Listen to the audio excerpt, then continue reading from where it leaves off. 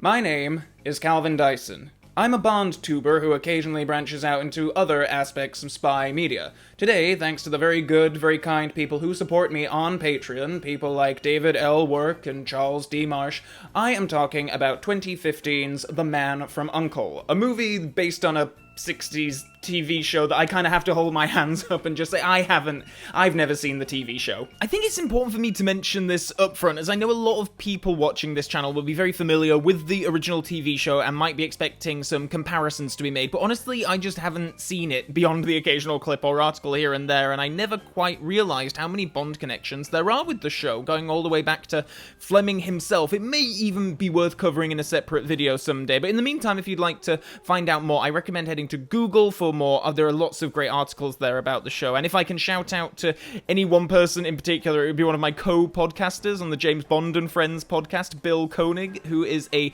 big fan of U.N.C.L.E and has posted many an article on the show on both the Spy Command blog and on a separate site, the Man from U.N.C.L.E episode guide. He did a really great piece where he compiled text from letters from the 60s discussing Fleming's involvement with the show and why he bowed out, and I highly recommend checking that out. I'll be leaving a link below. Most of my knowledge about what U.N.C.L.E is came from seeing 007 documentaries that talked about the spy craze of the 1960s, and suddenly there was a lot of media coming out about spies, and U.N.C.L.E was one of those. It starred Robert Vaughn and David McCallum as a pair of agents, American and Russian respectively, working for the secret intelligence agency U.N.C.L.E, short for United Network Command for Law and Enforcement, a backronym that makes even Spectre sound reasonable in comparison. And each episode would follow the duo going on various espionage adventures, often doing battle with their main adversary, a villainous group called Thrush? Just as an aside, I had to look all this up online, as the bonus features on the movie's disc barely reference the original TV show at all. This film is released by Warner Brothers, and the series was MGM back in the 60s, so maybe it's all just a rights thing, and Warner's like, don't mention the show, because I think over the course of the entire special features, of which there aren't many, but I think the show is maybe mentioned like 3 times in passing, and that's it. The show ran for 4 seasons before being cancelled as the spy craze of the 60s died out, but the brand lived on with a spin-off reunion TV movie as well as other various forms of media, and it's easy to see why. The central concept of an American and a Russian teaming up at the height of the Cold War and going on espionage missions together is a great one. Bond itself used a similar concept with The Spy Who Loved Me, though in a different decade. But it should be no surprise that fast forward to 2015 and the movie we're talking about today chose to stick with the show's original 60s setting instead of going contemporary with it, trying to update it for the modern day. I mean, after all, in this day and age, like, what would be the big deal about an American agent teaming up with a Russian agent? 2015's The Man from U.N.C.L.E stars Henry Cavill as Napoleon Solo and Armie Hammer as Ilya Karakin, and acts as something of an origin story for the agency and the characters' relationships with each other. There's a lot of squabbling and back and forth and trust issues, odd couple kind of stuff and the like, and as they go through the plot, which firstly concerns either the aiding or preventing, respectively, of the east-west defection of Alicia Vikander's Gabby Teller, and then they have to join forces to prevent a villainous organization from using Gabby's dad's research to create their own nuclear weapons. Obviously, I'm talking about this film because it is a spy adventure. There are Bond connections with both the original show and with this movie, and the plot in the broad strokes is very Bondian. And I mean, God, even on the front cover of the Blu-ray, they have a quote, "Guy Ritchie gives Bond a run for his money." And yet, despite all this, I don't actually know if comparing this movie to the Bond series is all that fair or even terribly relevant. While there are charming, well-dressed spies, great locations, gadgets, and action and so on, the vibe is far less harkening back to Bond than, say, Kingsman, for example. Here the atmosphere is a bit more breezy. I was kind of getting more To Catch a Thief, Charade, Thomas Crown kind of vibes, like chic 60s thrillers that play at a more relaxed pace and are just as happy to have characters zipping dialogue back and forth for an extended period and showing off the stylish outfits and all the zhuzhy European locations as it is weaving a detailed plot or crowbarring in action scenes. And I say this in a good way because I actually quite like the vibe that they're going for here. Of course, Henry Cavill starring as Napoleon Solo is of great interest to Bond fans. Cavill was, of course, runner-up to Daniel Craig when it came to recasting Bond after Pierce Brosnan, and here he's pretty much playing an American Bond. I mean, if he had his usual English accent on throughout the film, you'd have been checking the credits to make sure this wasn't a posthumously produced by Kevin McClory film as some kind of unofficial unofficial James Bond cash-in. That's not to say that Cavill's role is entirely pastiche, it's just hard not to project those James Bond expectations onto the man, particularly as his name is brought up time and time again as a potential Bond in waiting even today, and indeed, he looks the part completely. There are shots in this film that are just like, I mean, yeah, he looks pretty much exactly how Bond should look.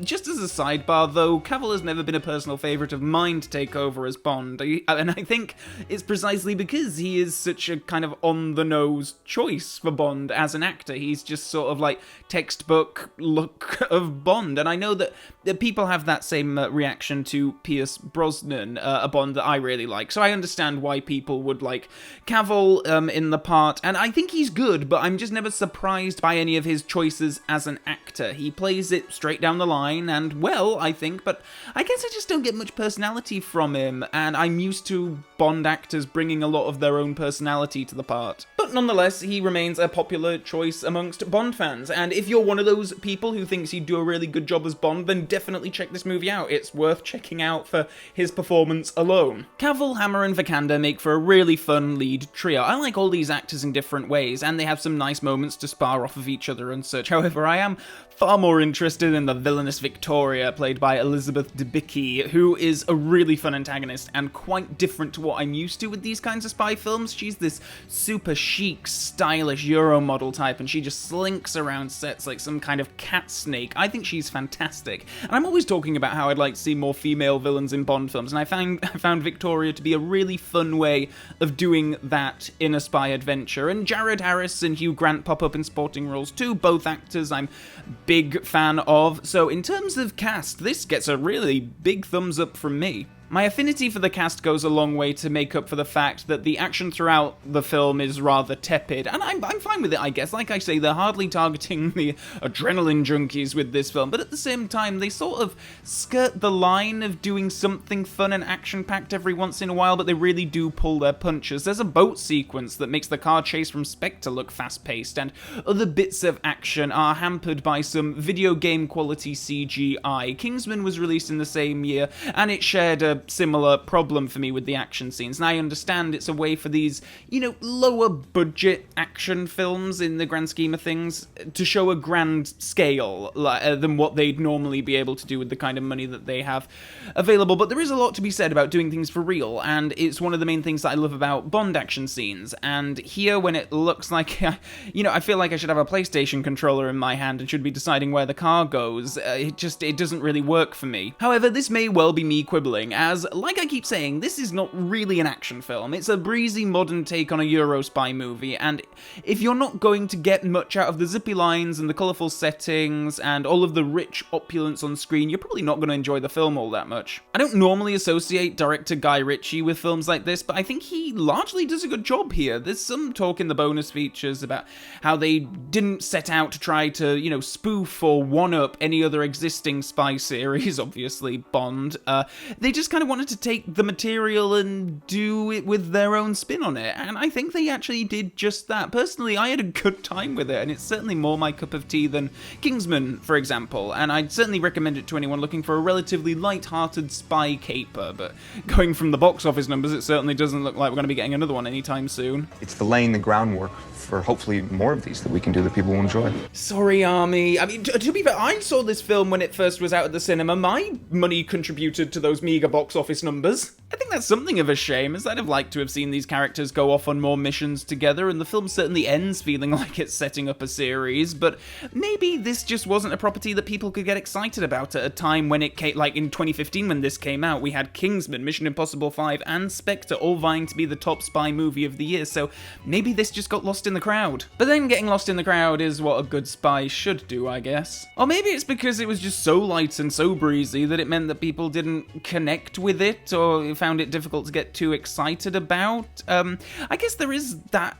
expectation for films like this these days that you are going to have some level of adrenaline, and this film, I don't think it never got my pulse racing, but it is an easy recommendation from me, actually, and a very nice, pleasant movie to relax to if you're stuck at home on a Sunday afternoon. But But have I been too generous? Please do let me know in the comment section below. I can't imagine that there's going to be many people out there who feel terribly strongly about this film. I can't imagine it's going to gain much of an underground cult following or anything. I don't think it's going to be identified as a hidden gem necessarily years from now, but still, I had a good time, and I think it's worth checking out. So please do, like I say, let me know your thoughts on it in the comment section below. Also below, you can subscribe to this channel if you have made it this far into the video and you would like to be up to date with the future video uploads I make on this channel. Also below, you can find links to my Patreon page, my Facebook page, and my Twitter page, where